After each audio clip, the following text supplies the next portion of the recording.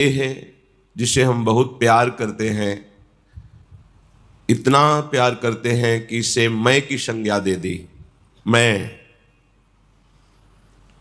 पर यह है कुछ नहीं, एक क्षण में नष्ट हो जाने वाली बात है। तत्रापि दुर्लभम मन्येत वैकुंठ प्रिय दर्शनम। इस दुर्लभ संयोग का फल है कि हमें प्रभु के प्रेम में मतवाले भक्तों के संग से प्रभु में प्रेम हो जाए।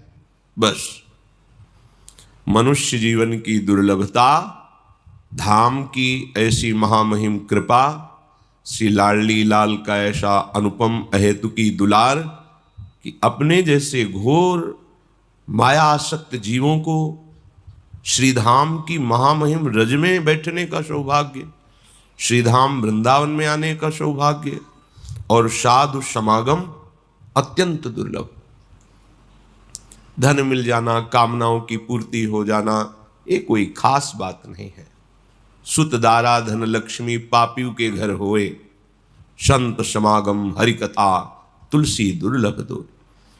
ब्राह्म मुहूर्त में परम पावन प्रियालाल के महल में बैठ करके भक्त भगवान की चर्चा सुनने का, कथन करने का ये जो हमें समय मिला है, इसको सार्थक कर लिया जाए। अगर हमारी वृत्ति शरीर में ही मैं या मेरा भाव से लगी रही, मैं से अहम पुष्ट होता है, मेरा से ममता पुष्ट होती है, और दोनों में बंधन है और दोनों में दुर्गति है, इस देह में कोई खास बात नहीं है। इसके प्रति जो बहुत राग किए हुए हैं, देह स्थिमांस रुधिरे भी मतिम त्यजत्वम जाया सुतादिषु सदा ममताम विमुंच पश्यानिशम जगदिदम क्षणभंगनिष्ठम वैराग्य राग रसिको भवभक्ति निष्ठा। इसमें हड्डी है, मांस है, रक्त है और चमड़े से सब मढ़ा हुआ है। कोई गोरा चमड़ा, कोई काला चमड़ा, चमड़ा है ऊपर। इसमें यदि आप अहम मम, अहमता ममता इसी में कर बैठे तो जो आप सुख चाहते हैं, आनंद चाहते हैं, विश्राम चाहते हैं, शांति चाहते हैं, अविनाशी होना चाहते हैं, मैं मरूं ना कभी, वो सब नहीं प्राप्त हो पाएगा। ये शरीर मरने वाला है, ये शरीर दुख देने वाला है, इस शरीर में मैं मेरापन करके घोर चिंताएं प्रकट होंगी, बड़ा ही विषाद, बड़ा ही संकट, विपत्ति, ये सब शरीर देने वाला है।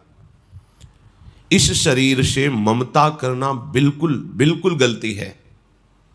इसको उचित आहार दे दो और शास्त्र सम्मत इससे कर्म कराओ और खूब भगवान का भजन करो। इस लोक में भी परलोक में तुम सदैव सुखी रहोगे, प्रसन्न रहोगे। अन मांगे आगे आवेगो, ज्यों पल लागे पल को। जैसे पलकें तुम नहीं बंद उठा रहे हो, वो अपने आप बंद होती है, अपने आप उठती हैं। जैसे दिल अपने आप धड़कता है, ऐसे ही ये सुख, साम्राज्य, शांति अपने आप आपके पास आ जाएगी। अन मांगे, मांगना नहीं पड़ेगा, आपको केवल भक्ति निष्ठा हृदय में धारण करनी पड़ेगी। भक्ति निष्ठा तभी प्राप्त होती है जब हम राग रहित होते हैं, वैराग्यवान होते हैं। वैराग्य शब्द सुनते ही मन ऐसा कुछ भावना करता है कि संसारिक कपड़े उतार के ये भागवतिक भेष धारण कर लेना मानो वैराग्य का यही स्वरूप है। ऐसा नहीं है। जहां भी हम जाएंगे शरीर को लेके जाएंगे ना, और शरीर में तुम्हारी प्रियता है तो तुम रागी हो, बैरागी नहीं हो। चाहे बिल्कुल एक भी कपड़ा ना पहनो, दिगंबर हो जाओ, नंग धड़ंग घूमो, शरीर में अगर राग है अहमता ममता का तो आप वैरागी नहीं हो। और भगवत विधान के अनुसार आपको बहुत अच्छे अच्छे कपड़े मिले हैं, सुख सामग्री है प्रारब्ध के अनुसार, पर आप उसे भगवत प्रसाद समझकर शास्त्र संयम से बर्ताव करते हैं और प्रभु का नाम जप करते हैं। कहीं कोई प्रभु के सिवा प्रियता नहीं रह गई है तो आप सच्चे वैरागी हैं। वैराग्य का तात्पर्य शरीर राग त्याग से है। हम वैराग्य का तात्पर्य ले लेते हैं बाहरी त्याग से। कहीं भी जाओगे, गुफा में रहो चाहे वृक्ष के नीचे रहो, आश्रय तो लेना पड़ेगा। कहीं भी जाओ उधर पोषण के लिए अन्न तो लेना पड़ेगा। कहीं भी जाओ शरीर की सुरक्षा व्यवस्था तो करनी पड़ेगी। अगर ये बात है तो वैराग्य किससे किया है? बस विवेक पूर्वक समझो, ये शरीर कोई चिदानंद वस्तु नहीं है। ये हड्डी मांस रक्त और ऊपर से चमड़े से ढका हुआ है। प्राणवायु जैसे धौंकनी चलती बस ऐसे चल रही है। इसमें जो खास बात है, हर श्वास में राधा राधा राधा, ये खास बात है। अगर हमारे हृदय में प्रभु के प्रति लगन नहीं लगी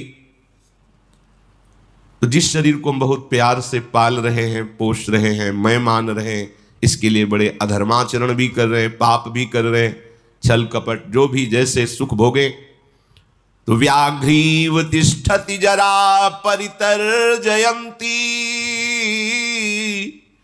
रोगाश्च शत्रव इव प्रहरन्ति देहम आयु परिस्रवति भिन्न घटादिवाम्भो लोकस्तथापि हितामाचरतीति चित्रम। हे भाई, भूखी भागिनी की तरह ये मृत्यु तुम्हें ताक रही है होश में। जिस शरीर को तुम बहुत प्रिय मान रहे हो, इसको जैसे कोई भूखी बाघिनी अपने शिकार को बिल्कुल लक्ष्य में ले लिया है, ऐसे मृत्यु तुम्हें बिल्कुल निशाने पे लिए हुए है। कभी भी किसी भी क्षण वो घात लगाए बैठी हुई मृत्यु तुम्हारा प्रिय शरीर तुमसे अलग कर देगी, नष्ट कर देगी। वृद्धावस्था दुख देने के लिए गरज रही है।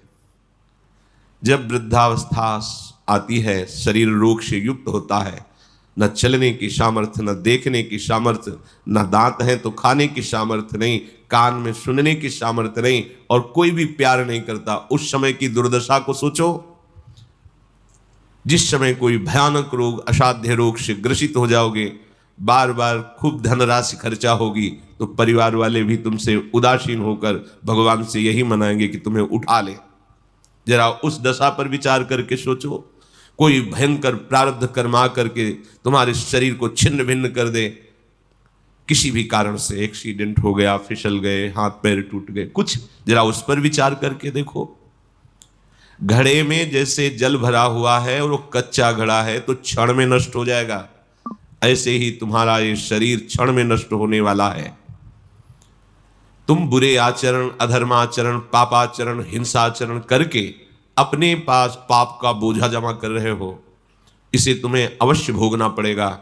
जन्म जन्मांतर में तुम्हें इसका भयानक दंड मिलेगा।